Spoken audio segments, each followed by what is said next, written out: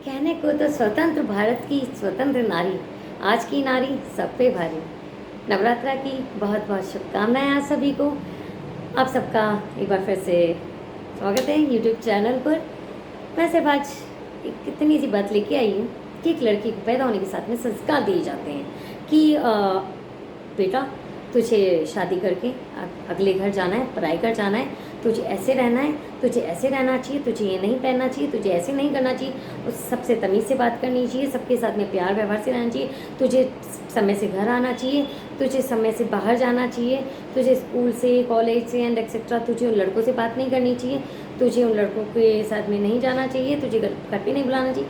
इतनी रेस्ट्रिक्शंस होती है, रात में थोड़ा सा लेट हो जाए तो लड़की को बहुत डांट पड़ती है। लेकिन यही सब कुछ अगर मैं कहना चाहती हूँ, जो आप समझ रहे हो कि ये चीज़ लड़कों के साथ में क्यों नहीं होती है, लड़कों को क्यों नहीं कहा जाता है। लड़के जब पैदा होते हैं तो बड़े होने तक उनको ये संस्कार क्यों नहीं दिए जाते हैं कि जिस तरह से तेरे घर में तेरी बहन है, तेरी माँ है, तेरी भाभी है, कल तेरी बेटी होगी, उसी तरह से उन्हीं नज़रों से तो सारी दुनिया की लड़कियों को देखना है। तुझे हर लड़की को सम्मान की नज़रों से देखना है। ये चीज़ हम लोग क्यों नहीं सिखाते अपने बेटों को। अगर हर इंसान अपने बेटों से एक फॉर्म भरवाए कि तुझे ये फॉर्म भरना है, तो कभी किसी लड़की के साथ में गलत व्यवहार नहीं करेगा, और ना कभी किसी लड़की के साथ गलत व्यवहार होता देखेगा तो चुप नहीं रहेगा, कभी भी किसी के साथ में रेप केस का नहीं करेगा, कभी किसी को गलत तरीके से यूज़ नहीं करेगा।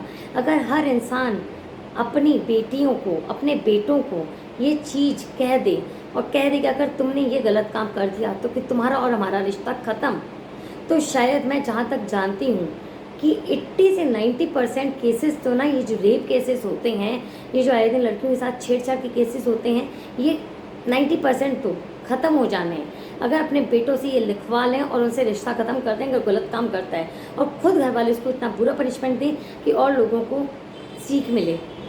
तो बस फ़र्क बेटी और बेटे में आज भी वो का वही है। बेटी के साथ में वही रूढ़िवादियाँ चली आ रही हैं और बेटों के साथ में वही फुल्लम फूल छूट, रात में बार में घूम रहे हैं, पी रहे हैं, खा रहे हैं, ऊटपटांग पी के रास्ते में चलती लड़कियों को छेड़ रहे हैं, गंदी गंदी गालियाँ बक रहे हैं। तब कहाँ जाते हैं हमारे संस्कार। तो बेटियों को सिर्फ संस्कार देने से कुछ नहीं होगा, बेटों को सुधारना होगा, तो ही बेटियां सुरक्षित रह पाएंगी हमारी, वरना हमारी बेटियां कभी सुरक्षित नहीं रह सकती।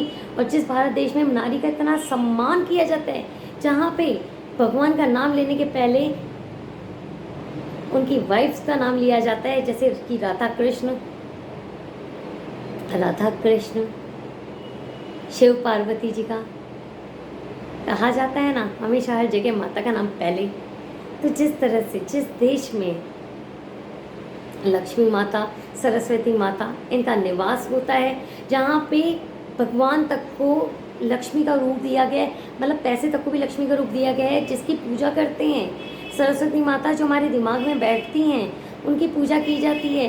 तो फिर क्यों हम लोग किसी की औरत, किसी की बहू बेटी का इस तरह से गंदा बिहेव कर लेते हैं, इस तरह से रेप केसेस करते हैं, समझ में नहीं आता। आज भी लड़के नहीं सुधर रहे हैं, उनको सुधारिए। आज की पेरेंट्स की जिम्मेदारी बनती है, उनके बेटे हों तो उनके साथ में संस्कार दें। सिर्फ लड़कियों को संस्कार देने से ये देश नहीं सुधर सकता, अपने बेटों को संस्कार देने से ये देश सुधरेगा और जो रेप केसेस है वो बंद हो जाएंगे। मैं तो सिर्फ ये कहना चाहती हूँ, बराबरी का जब दर्जा दे रहे हैं तो बराबरी का दर्जा दीजिए।